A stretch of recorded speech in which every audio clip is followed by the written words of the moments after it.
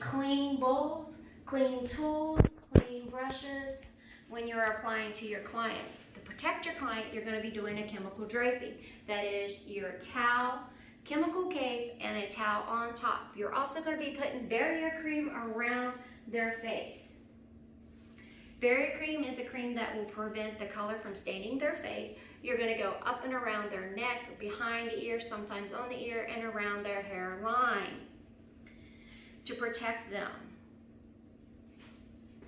Okay, so we're going to go back, okay, patch test, mixing colors. Mixing colors, always do it according to your manufacturer's directions. Bowl and brush, use non-metallic bowls. Pour developer in first, usually measuring them. You can use the beaker system, but a scale is the best. Clear out the scale first, then apply the bowl on, pour in your initiator, and then blend with your color. Patch test. Patch test, also known as a predisposition test, identifies a possibility allergic to the action. The color used for the patch test must be the same color that will be used on the hair coloring services. If the person is having his or her color for level 5 with brown or red tones, please use that same shade to make sure that they are not going to have an allergic reaction.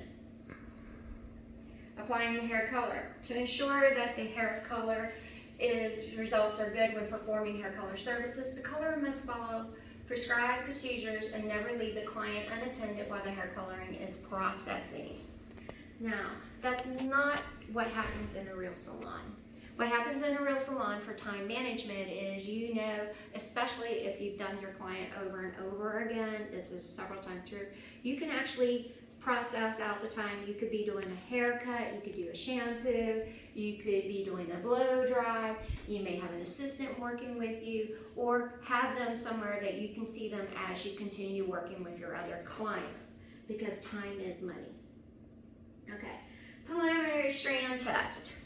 Again, you will actually see a picture of this on 6. Where did we go? Not in the book. Okay. Preliminary strand test determines how the hair will be reacted to the color formula, how long the color formula should be left on the hair. Strand test is usually performed in the back, prepared on a foil, which you can wrap up, and it's usually about 1 inch. You may do 1 or 2. You may test out several different colors at this time. Now, temporary hair color, there are many methods for applying temporary hair color on this product. You may be able to use gels, colorables. It actually may come in shampoos. Products you may apply mousse forms. Always has been applied at the shampoo bowl. Always use these colors according to the manufacturer's directions. Some of them do not have you shampoo afterwards. Some of them just put it in and rinse. Okay. Semi-permanent colors deposit color only and do not lighten the hair. Remember that color applied on top of existing color creates a different color tone and alters the tone. So if you have unwanted tones, you can actually apply this on top and you can neutralize an unwanted tone. Let's say somebody has a brassy red-brown. They don't like the brassy red-brown. They prefer a more cool tone. You can apply right on top of it. But you wouldn't need to have color with 20 volume. You could probably do this with color and 5 volume. So your initiator makes a big difference on what you're choosing to do. The porosity of the hair determines how high the product you need too. The more porosity there is, high porosity, the lower the volume, the better, because it's going to grab color and fade fast. Okay, demi hair color. Demi hair color applications are similar to additional semi-permanent color. Follow the manufacturer guidelines. For application, the process time for the product you will always have. Gray hair presents special challenges when formulating for a demi-permanent color because gray hair is the removal of all 3 pigments. So sometimes you have to remember the percentage of gray. You need to add in what pigment is missing, the underlying pigment is missing before you have a good formula. Hair that has been previously colored service has a greater degree of porosity because the chemical layer has already been exposed. Okay. Single process coloring, page 693. Single process coloring, especially a virgin application, refers to the first time hair is colored. Pre-lightened or pre-softened is not required for this service. Okay. Applying hair coloring over ends. Overlapping can cause breakage in a line of demarcation, which is the visible line separating the previous hair color and the new hair color. Processing color to your analysis and strand test. Bringing permanent hair color through the ends to refresh faded hair color can cause unnecessary damage to the hair. Because you're dealing with a high initiator, that's where your dimmies come in. Low initiator to no initiator can actually refresh the hair and keep the intensity of the hair and bring the color back to life. Okay, double processing hair coloring. Bleaching and decolorizing. Double processing lifting hair color is a two-step bonding. Pre-lightening applied to the same hair as relighting. Okay. Foils, toner, bleaching hair out to do vivid colors or just another color altogether. Or pre-lightening and you still haven't got enough. If I had a client that's a level 1, she wants to be a level 10, and I know I can only get 5 levels of lift the first time. 1, 2, 3, 4, 5. I'm still too far away to get to my desired result. I'd wash out and neutralize, and I'd go back and lighten again twice. That is also known as a double process. Show how the lighteners are used. Now, we have 3 types of lighteners out there. Oil on the scalp lightener, cream on scalp lightener, and powder is usually considered an off-scalp lightener. Okay, oils and creams are most mildest and appropriate for 1 to 2 levels of lift. They're also great for new students and people that do not foil fast to start in the back. They take longer to process than when you could start in the back, work your way up to the crown area, and then go with the powder lightener on top. They tend to average out in time and speed. Okay, powder lighteners are also called quick lighteners. They are not applied to the scalp. Strong enough for blonding. They contain oxygen releasing boosters. They dry out more quickly than other lighteners. They tend not to work once they're dry, so you want to keep your lighteners in a creamy consistency. Expand and spread out during processing. So when you're doing in foils, you do not want to pat your foils down, because when the color lightener expands, it'll bleach up and you will get bleach and hot roots. Okay, time factor. Time factor is very important. Darker hair has more melanin and it takes longer to lighten. Porosity influences tone. So the more high porosity the hair is, the quicker it's going to lighten.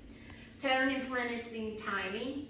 Strength and product influences timing. And heat leads to quicker lightening. Unfortunately, because when you do add heat, it can actually damage the hair a little bit more and faster. A lot of times, if you read the manufacturer's directions, it says, do not add heat. Look at the manufacturer's directions and follow them. Okay. Preliminary strand test. Watch the strand carefully for its reaction to the lightener mixture, especially noting any discoloration or breakage, because you wouldn't want to double process somebody that already has breakage. You would want to stop and wait, condition the hair, strengthen the hair before you lighten again, or you may not be able to do it at all. Reconditioning may require prior to toning. If the test shows that the hair is not light enough, increase the strength in the mixture or increase the processing time, as long as you keep if you're dealing with powder lighteners creamy. If the hair strand is too light, decrease the strength in the mixture or decrease. These are all things that you would write down and take a notice before you did the service. Okay, lightener retouch. Lighten new growth first. Proceed as for virgin hair, except for an applying product to new growth only. A cream lightener is generally used for lightener retouch because it's an on-scalp lightener. Overlapping can cause severe breakage in lines of demarcation, so you have to be very cautious with that. Okay, express how to use tones. Contributing pigment, always read your manufacturer's lectures. Tones are used primarily on pre-lightened hair and to achieve pale and delicate results. Toners require double process application. The first process is usually pre-lightening the hair. Then no lift, demi, permanent colors are often used for toners. Contributing pigment. The contributing pigment of the hair remains in the hair. These are the contributing pigment. Once again, your dark red, brown, red, orange, orange, gold, yellow, gold. That anytime we lift the hair, we know whatever level we're coming up, we are going to be exposed to those, and they have to be taken in consideration when you're formulating, because It's good though to find out what your palette is. You have to wash the hair and actually do an examination again to see what tone you are, to actually know how to properly tone the hair. So speed and accuracy is going to be important after this, because color processes and starts processing the moment you put an initiator in there. So you actually want to really speed. We usually start our timing the moment we get to the very last strand, but when it comes to a toner application, toners can take anywhere from 3 to 30 minutes, so you've got to watch them. This is when you do not step away, and this is eye levels. Then you're going to test it. As you see her there, she's testing at the moment. I'm going to go back up and come right back down. She's testing the strand. She has a towel there. She has her rubber gloves on. She'll probably use a spray bottle, spray off the color, check the thing, towel dry it. If it's not ready, she's going to reapply the product and start timing again.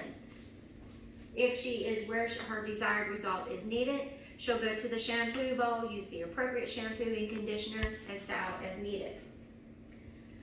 Creating special effect hair coloring.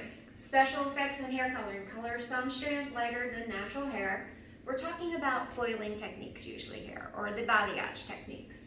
As variety of lightning shades and illustration of depth does not contrast strongly with natural hair. Light colors cause the hair light to achieve towards the eye to appear larger and to make details more visible. Okay. Let me go back to the book for just a second. Special effects. Highlighting, page 698. Highlighting involves coloring some of the hair strands lighter than the natural color to add a variety of hair lighting shades and an illusion of depth. Reverse highlighting, also known as low lighting, is the technique in color strands of hair darker than the natural lighter. Contrast dark areas, de-seed, appear smaller, and make more details less visible. There's the cap technique. The cap technique involves pulling the hair over a cap over the hair and pulling the hair through small tiny holes perforated through the cap with a metal hook, then combing them from tangles and then adding your product on top. You can do this with coloring and bleaching. It does not have to be just bleach. The foil technique. Okay, if you look at the picture, there it is. Cap pulling it through. She did color there, not bleach. Okay, the foil technique involves coloring strands of hair by slicing or weaving the out sections, placing them on foil or a plastic wrap, applying lightener or permanent hair coloring, and then sealing them back into the foil. So foils are not just used for bleaching, they're also used for coloring. Slicing is when you actually will be taking 1/8 sections of the hair overall and not weaving. Weaving is still 1/8 sections of the hair and doing a zigzag motion like you're sewing. Okay, balayage is usually freehand, and there are several balayage techniques that is specialist. Okay, toning, highlighting, and dimensional coloring. Okay, decoloration to desired level. This is where we take our natural levels. Again, we are going to be dealing with these coloration levels as we come up to the natural level. Consider porosity and pigmentation difference from strand test. Avoid affecting untreated hair. Use non-oxidated toner. Use traditional semi-permanent color. Use no lift deposit only permanent colors that will not cause additional lightening. Okay. Highlighting shampoos. We're talking about your shimmering lights, your dark blondes, your Avedas. There are purples. When you slight change of color is desired, but do not need to go to a toner or a demi or a semi-permanent color. It's just easy to do it with shampoos. The longer you leave it on, the more toning you get. When processing hair rapidly, use highlight natural colors in a single application. A patch test is required. Okay, special challenges. Covering gray hair. Gray hair and white hair and salt and pepper hair all have characteristics that present unique coloring challenges, because sometimes people are only gray on the sides and not gray on top. You may need to mix 2 different formulas, one for the side and one for the top. Yellow hair. People's hair turns yellow from smoke, sometimes medication, sometimes from sun exposure, sometimes from styling aids, and over-processed from heat as well. Okay, formulating gray hair. Level 8 or lighter, you may not be given complete coverage. Level 7 or darker can be used to create pastel and low blondes. Level 4, 80 to 100% natural gray blonde is more flattering than darker tones and easier to keep covered. When coloring salt and pepper hair to a color will make the hair shade darker. Okay. Now, we're going to let off there today. We're going to pick up tomorrow on color formalization, but let me recap a little bit what we went over today. Today, we went over finding the natural levels, levels 1 through 10, also finding the percentage of gray. We also went over that there are 10 global natural levels in hair coloring manufacturing. Level 1 being the darkest, level 10 being the lightest. We also went over the underlining residual pigment, left our remaining contributing pigment when we lighten the hair that we deal with, which has hues and tones to it. Dark red brown all the way to pale yellow. We went over the law of color, that your three primary colors, red, yellow, and blue, make your secondary, which is your orange, purple, and green. From there, you will get your violet, blue-green, yellow-green, yellow-orange, and red-orange. Okay, steps in formalization. We went over color formulation, that when you first start, you need to find first step, the natural level. Second step, the desired level your client wants to go to. Third step, bring residual pigment. That's your underlining tones. Fourth step, you need to find out the percentage of gray, especially dealing with gray coverage. And the fifth step, choosing your volume developer based on where you're going. We're going to do one more thing when we end today. So, talking about time, how long does things process? On the average, if you're dealing with color, if you have 5 volume, you want to add 10 minutes to it, that will give you 15. 10 volume plus 10, maybe 20 minutes. 20 volume plus 10, 30 minutes. 30 volume plus 10, 40 minutes. 40 volume plus 10, 50 minutes. And so we're going to do one quick formulation before we leave today, and we're going to make it pretty simple. So step 1, if I had a client with a level 5, step 2, her desired level is a level 7. Step 3, she would like to have natural level, so we're going to keep it a level 7N. Step 4, she has no gray hair.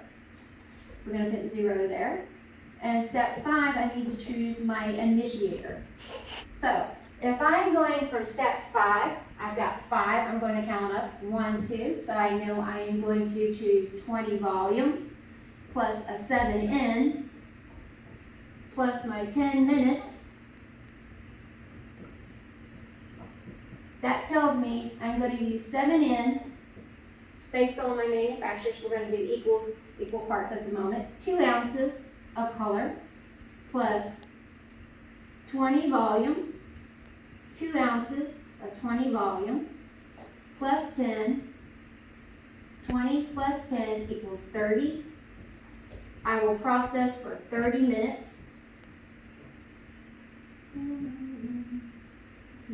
Yes. So my formula is 7N plus 20 volume plus my 10 minutes, giving me 30. So 22 plus 2 equals 30 minutes. 7N, 22 ounces, 22 ounces plus 10 minutes gives me 30 minutes. That is my color formulation.